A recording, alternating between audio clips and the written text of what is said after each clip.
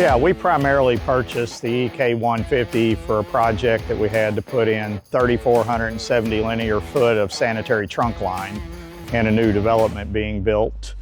That project had its challenges due to the fact that we really couldn't blast the rock because of its proximity to a blue stream creek, and that presented some issues. So without the hammering, we started looking at a lot of different options to mechanically remove the rock, and we were able to, connect with, Scott at TNC on the trenchers they were using, and, just looked like a perfect fit for our application. So that's how the decision was, come about.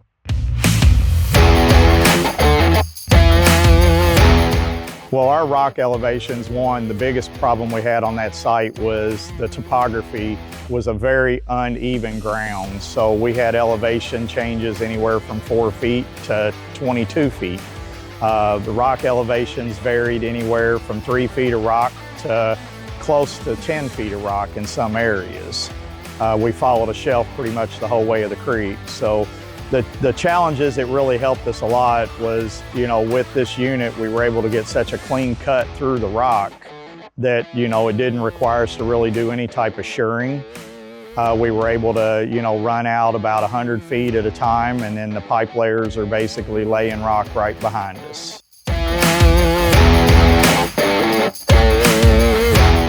I think time and cost both, and I view this a couple of different ways. Being an engineer, obviously I look at efficiency from moving material.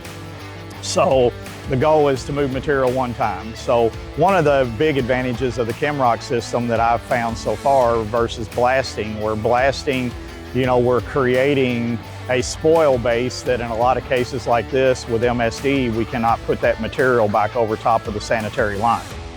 So with the KEMROC system, most of the material we're actually grinding out, we're able to come back and use that as usable backfill. So instead of having another foreign material that we're having to haul in manufactured sand or anything else, I think there was a significant cost savings on the project due to that.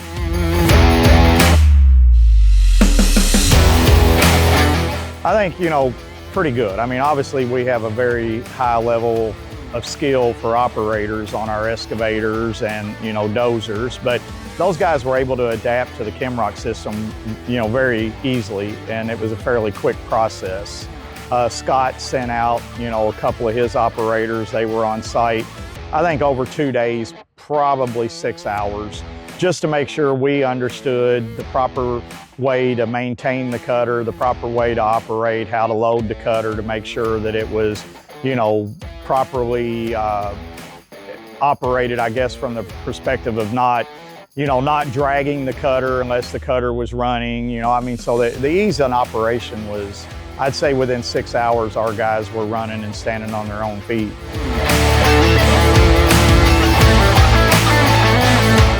,100%. I mean, most of the time we were being contacted by CMC just, to follow up with us, and Scott was following up, everybody just making sure that product was performing, at peak performance.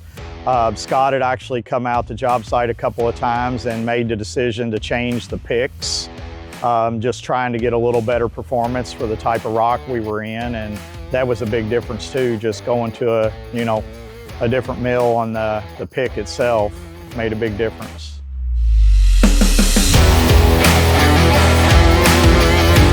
I just feel like, again, we had virtually no downtime out of the unit for the time we ran it. The uptime is it's very robust.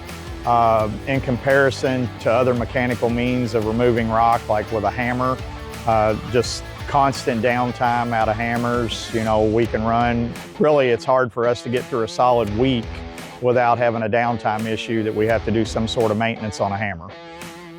This unit here, every day the guys inspected, to make sure the picks were rotating as we were instructed. And as the picks began to wear, we just changed them out and, stayed in production. Really didn't miss a day.